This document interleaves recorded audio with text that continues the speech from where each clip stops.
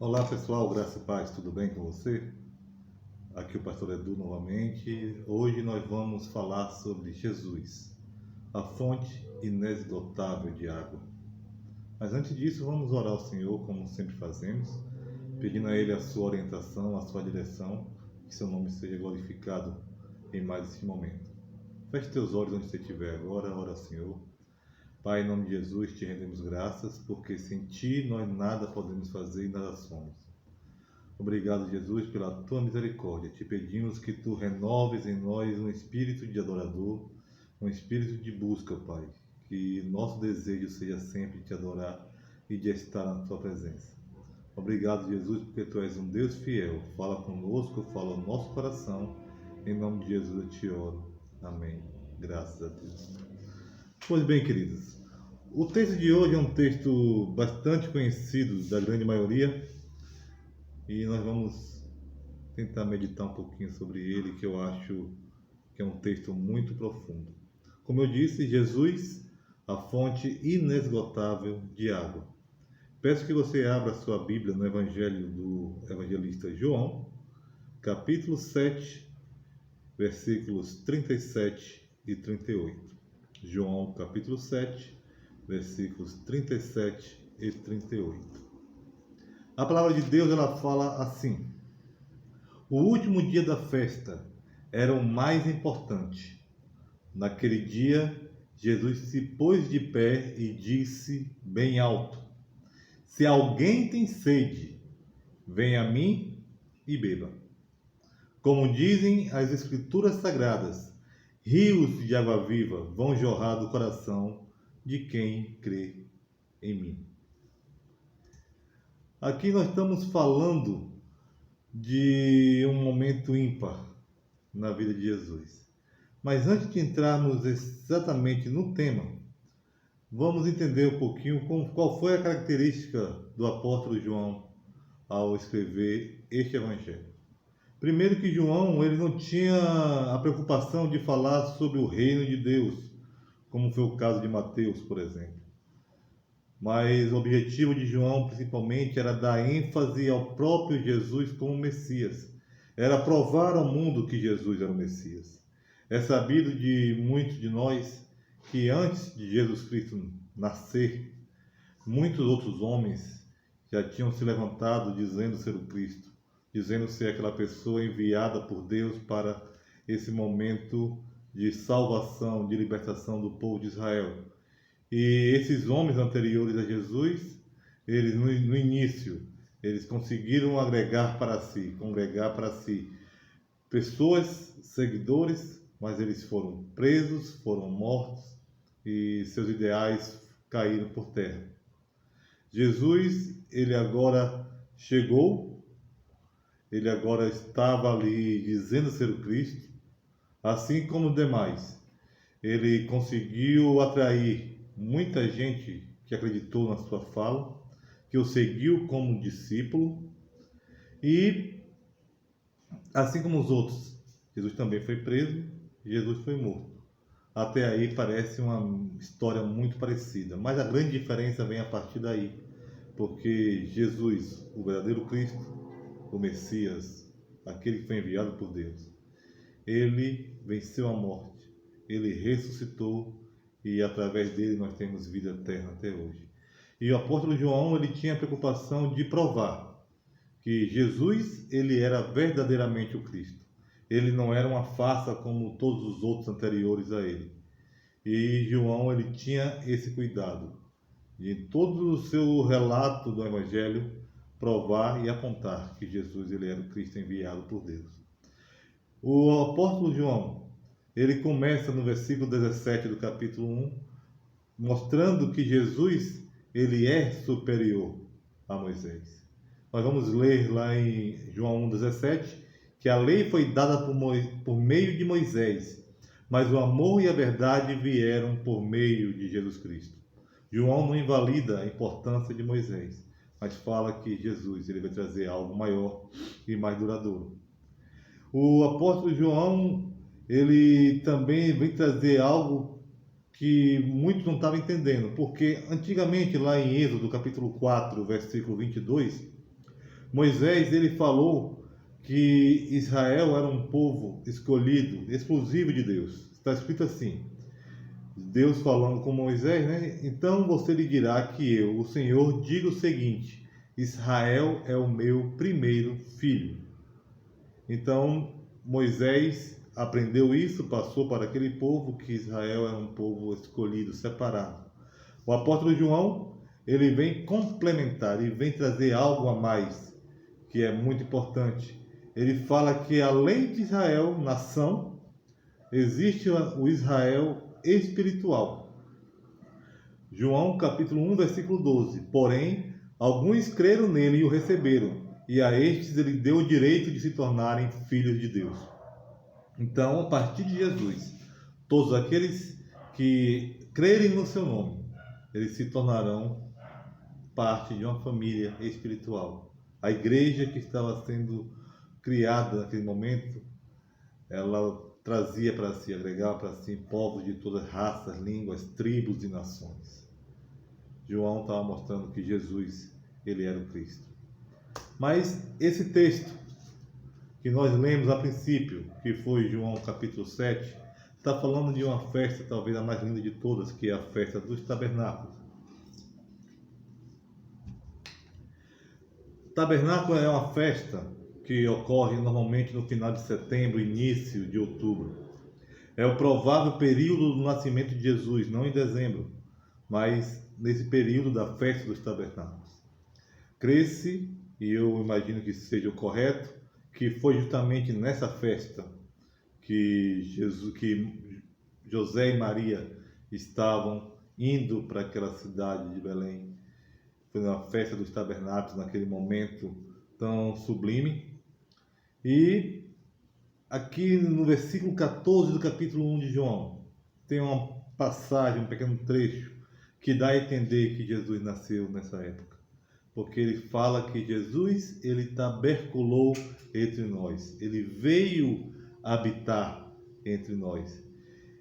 Esse termo foi usado por João, creio eu, de propósito, para falar que Jesus tabernaculou, ou seja, no próprio período da festa de tabernáculos foi quando Jesus nasceu, porque ele veio tabernacular, ele veio habitar entre nós. E tabernáculo significa moradia provisória de Deus. A palavra tabernáculo, ela é em latim, em hebraico, esse mesmo termo é chamado de sukkah no singular e sucote no plural. Então, festa de Sucote é como é chamado lá em Israel.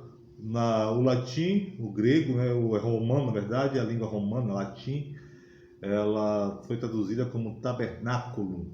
Então, Jesus tabernaculou entre nós. Ele veio habitar provisoriamente no meio dos seres humanos, mas veio habitar eternamente no coração daqueles que o aceitarem como seu Senhor e seu Salvador. A festa dos tabernáculos é uma festa agrícola, uma festa histórica do povo de Israel, e um dos objetivos dessa festa é um chamado contra a vaidade, porque nessa semana, são 8 dias de festas, todos aqueles ali, aquele povo daquele local, eles são convocados, pelo menos eles assim interpretaram essa orientação divina, para morarem, habitarem em cabanas por uma semana. Eles faziam cabanas de materiais simples, de uma forma que o teto ele não era totalmente vedado, para que eles pudessem à noite ver a luz das estrelas, da lua, durante o dia, e sentirem a entrada do sol dentro daquela cabana. E para demonstrar que nenhuma riqueza humana ela é suficiente, ela é necessária, essa semana de Sucote é uma semana de que o ser humano ele abre mão das suas riquezas, do seu conforto, e demonstram que todos são iguais, todos vão habitar no mesmo tipo de casa, mesmo ambiente. A festa do tabernáculos ele vem justamente para quebrar o orgulho, a vaidade que há no coração do ser humano. E no 7º dia, no penúltimo dia da festa, praticamente, porque no 8º dia era um dia que não havia nenhuma atividade, como se fosse um dia de descanso, acredito eu.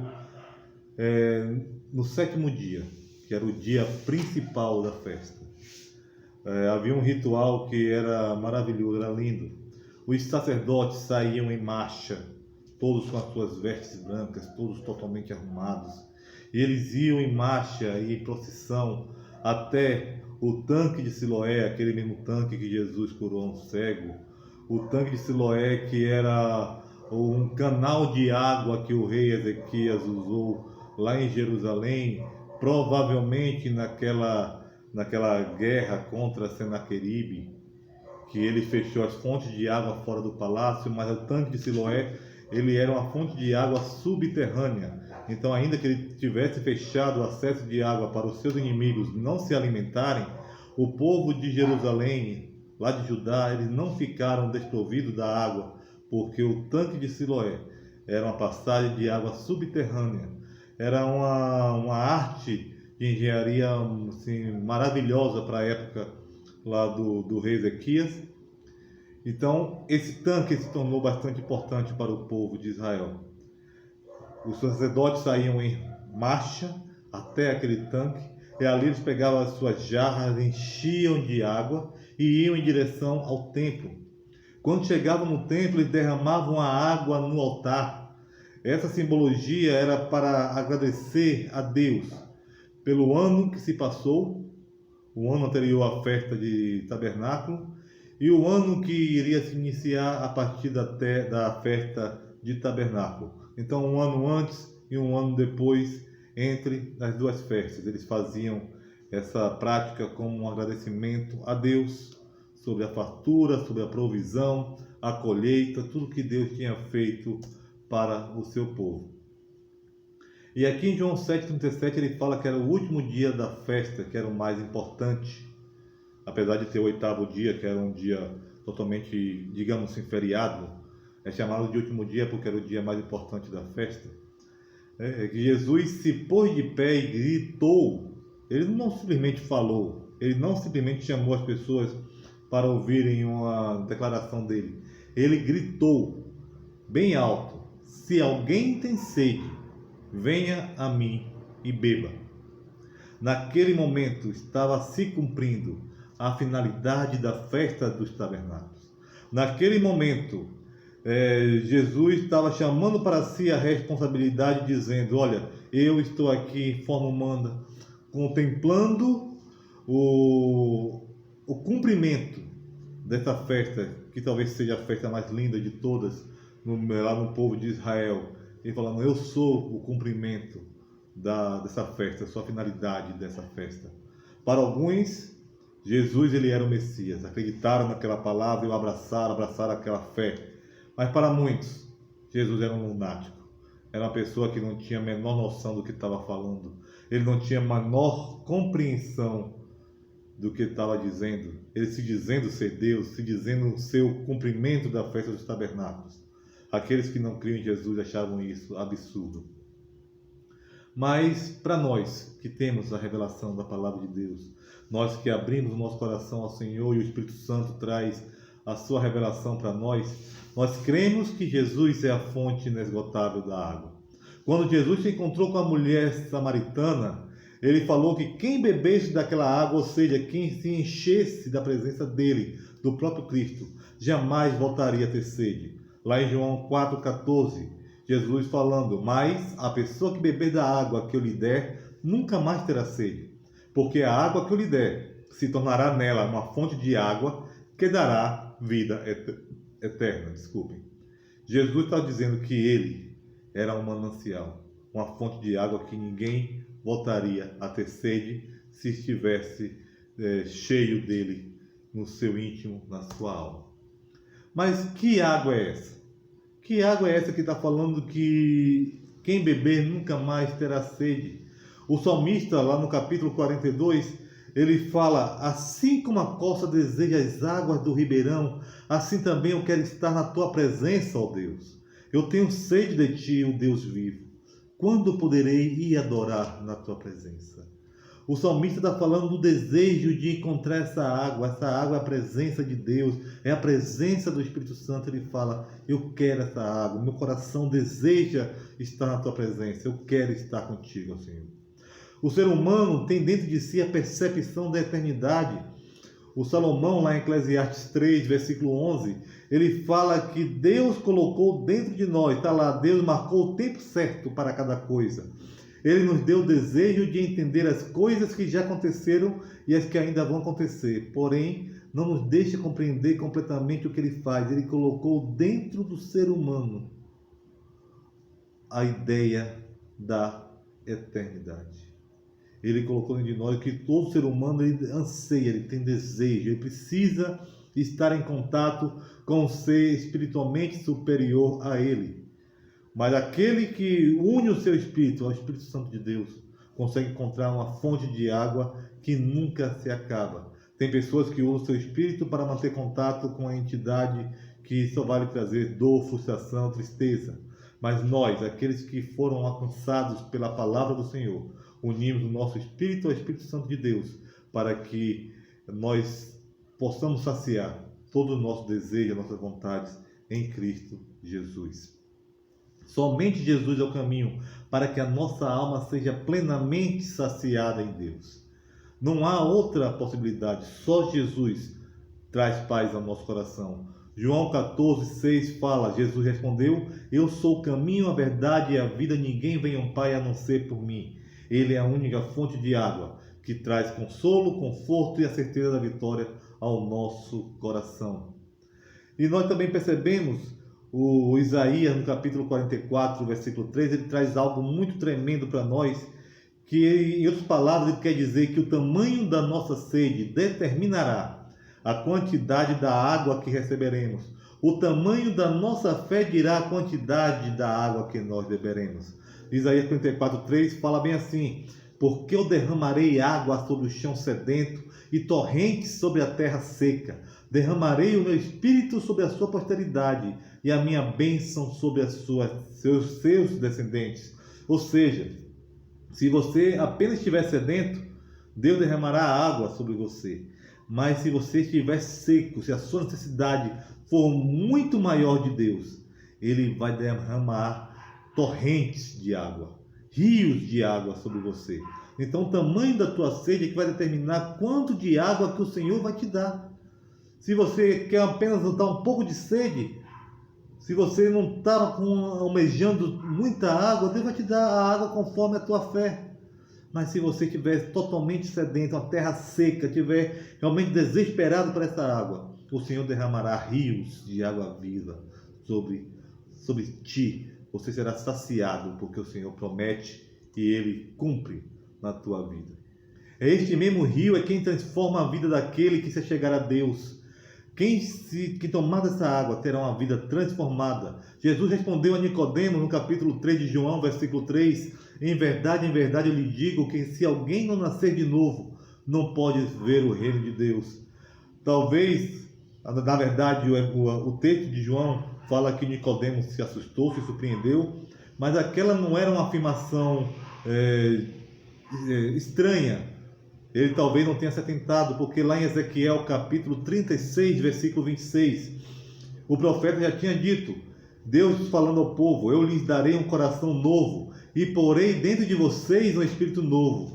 Tirarei de vocês o coração de pedra e lhes darei um coração de carne. Deus sempre prometeu transformar a vida de todo aquele que se achegar ao Senhor, de transformar a vida dele se ele se chegar na presença de Deus.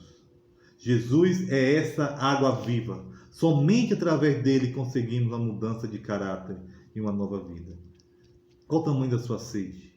Até onde você está disposto a buscar esse Deus? Até onde você está disposto a entregar a sua vida, reconhecendo a Ele como seu Senhor e Salvador?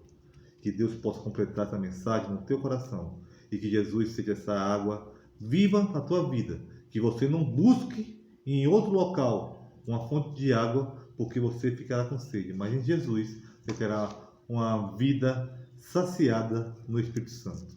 Que Deus abençoe a você e a sua família, em nome de Jesus. Amém.